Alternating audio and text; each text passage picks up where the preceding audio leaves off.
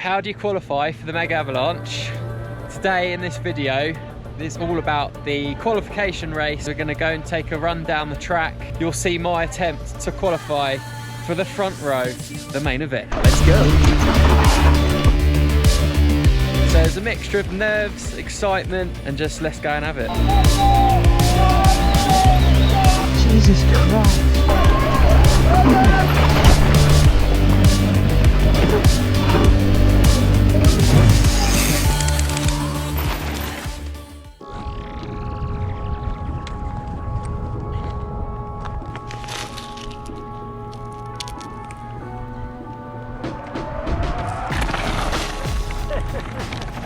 So there's going to be absolutely zero grip here, with a lot of people fighting for that space. Elbows are going to be out, and these sweeping corners here I think are going to be absolutely lethal. A drifty, loose little section, that's for sure. I think it's going to be easy just to come steaming into a section like this, and you're just going to have to slam on the anchors.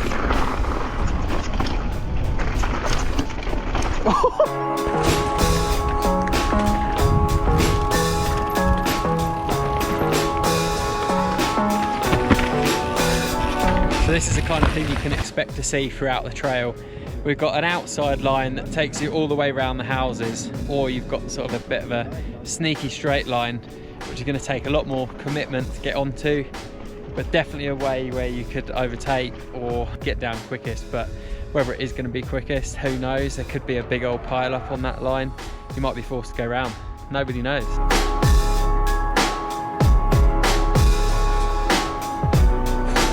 So the end of this trail actually finishes down in Alpe D Huez village. So you can actually see the end of this trail right down in the valley there.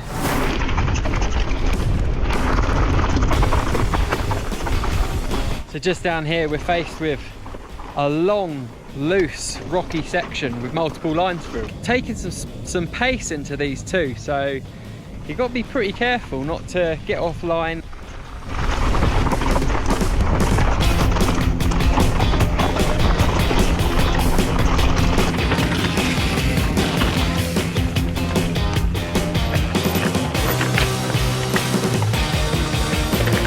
So just behind me here we've got 3 to 4 lines coming down into this one rock section. So the fastest line, tricky to get onto, steeper and more technical. There's a nice little midline in there which is going to be a bit more predictable, I think. It's going to be absolute bedlam if everyone's picking a separate line.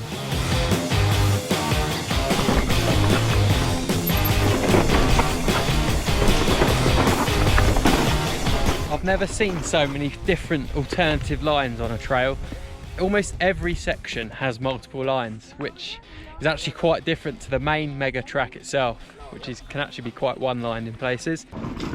The overall surface and the general feel of the place is pretty rugged. Some really sort of square-edged rocks. Yeah, and if you get your timing slightly wrong, you're really just going to be smashing through rims and tyres here.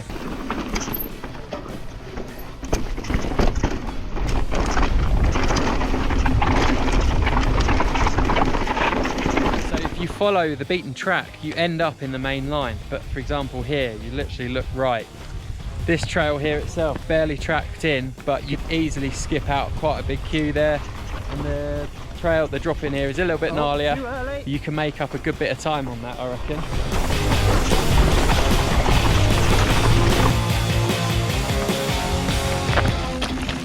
Go on, my son! Yes, lad.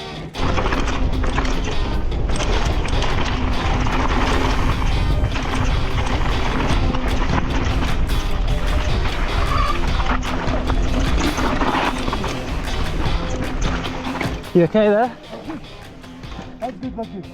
Right up.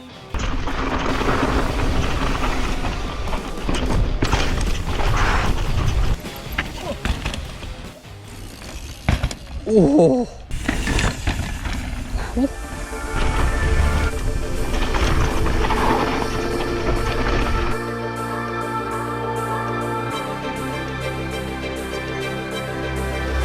So if I had to sum up this trail and the line choices in one section, it would be this. So here we are coming out of this section here, and it looks quite straightforward. Follow this berm round. If you're really sneaky, you can try and hug this inside. But 9 times out of 10, you're going to be hitting that berm and then following into this corner here. But look there, sneaky. It's almost like borderline cheating, it feels like. But if you can spot the lines before, then it's still in tape. You know all the cheeky Frenchies are going to be taking them, so.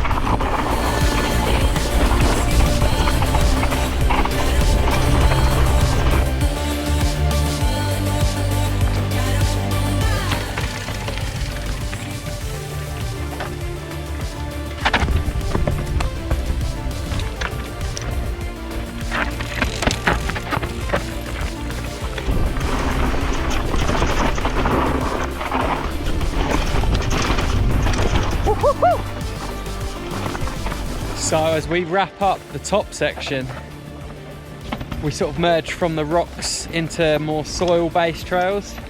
But there's this little chute here, and I've stopped because I thought there must be another line, but there really isn't. It's just a sort of a soil-based chute with lots of really sharp rocks coming up through it,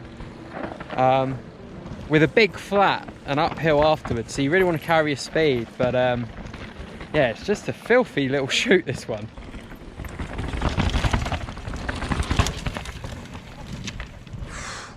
A big part of this race is actually going to be getting your bike through it in one piece, because it's such a bike abuser. And when you're in that, when you've got that red mist and you're racing, you're charging harder than you usually would, so you're probably hitting the rougher stuff. But yeah, very unforgiving track. But if you're watching this and you're wanting to do the Megavalanche, or you're thinking about it, but you're thinking this trail looks a bit too gnarly, in my opinion, I actually think this trail is harder than the actual racetrack. Once you get past the snow, obviously there is technical features on the main line, but doesn't seem to be as technical as this.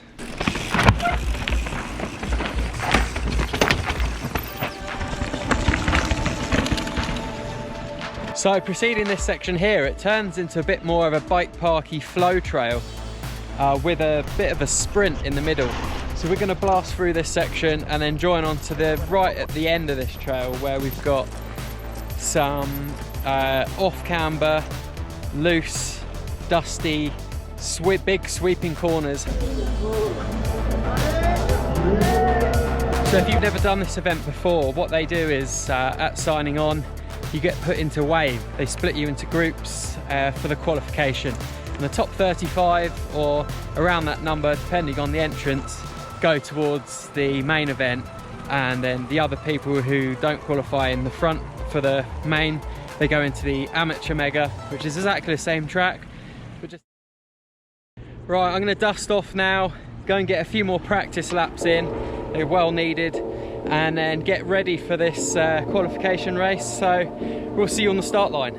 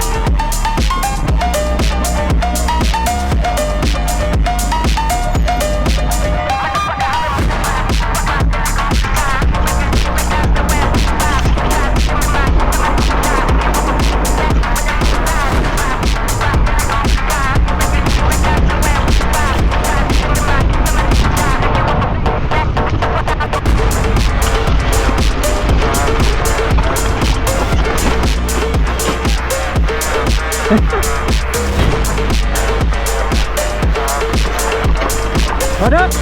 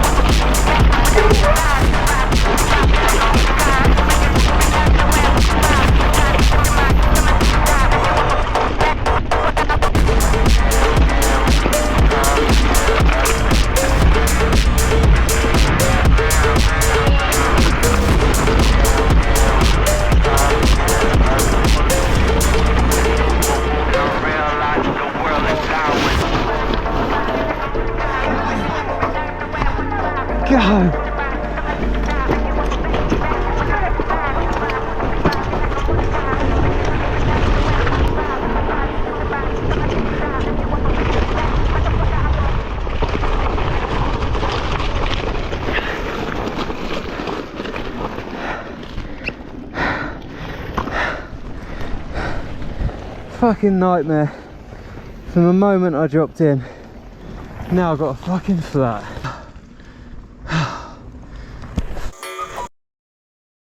We come to race the Megavalanche. We're gonna race the friggin' Megavalanche.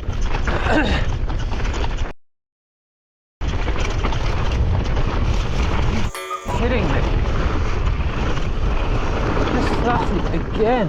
Oh, I am over this. Jesus Christ. That's all, folks.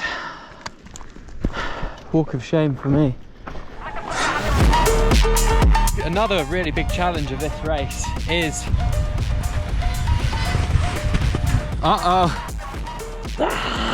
gold. Yes, John boy. In hell. Check the description and we're going to have plenty more content and information about this place. So yeah, thanks for watching.